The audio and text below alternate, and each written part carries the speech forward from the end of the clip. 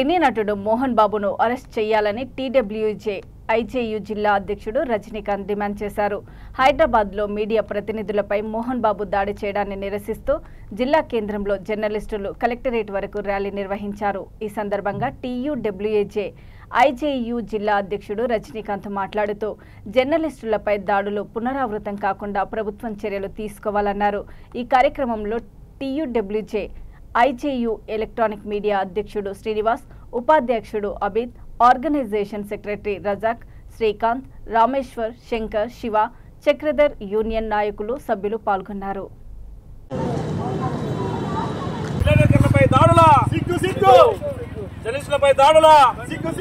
మోహన్ బాబును వెంటనే మోహన్ బాబును వెంటనే మోహన్ బాబును వెంటనే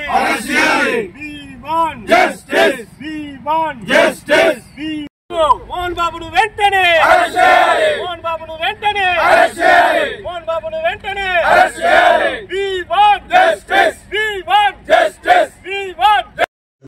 వెళ్ళినటువంటి టీవీ9 రిపోర్టర్ రంజిత్ పై మోహన్ బాబు గారు అతని మైక్ తీసుకొని గుంజుకొని అతనిపై దాడి చేయడం జరిగింది.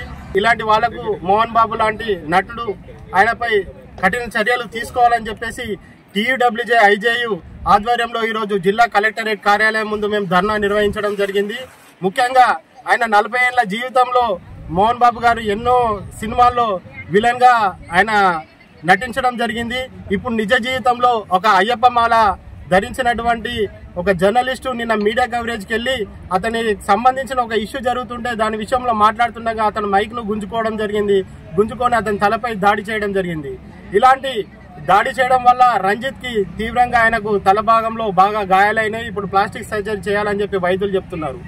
ఆయన కుటుంబాన్ని, రంజిత్ కుటుంబాన్ని ఆదుకోవాలని చెప్పేసి మేము ఈ సందర్భంగా కోరుతున్నాము. వెంటనే మోహన్ బాబును అరెస్ట్ చేసి రిమాండ్ కు తరలించాలని చెప్పేసి ఈ సందర్భంగా డిమాండ్ చేస్తున్నాం.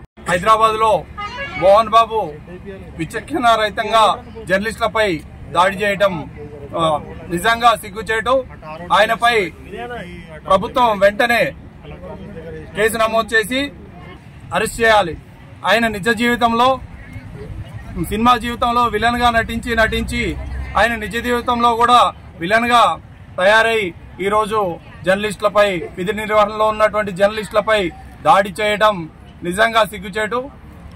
ప్రభుత్వం, పోలీస్ యంత్రాంగం అక్కడ ఉన్నప్పటికీ పట్టించుకోకపోవడం, పోలీస్ యంత్రాంగం అక్కడ ఉన్నప్పటికీ చూసి చూడనట్టు వ్యవహరించడం ఇది నిజంగా సిగ్గుచేటు.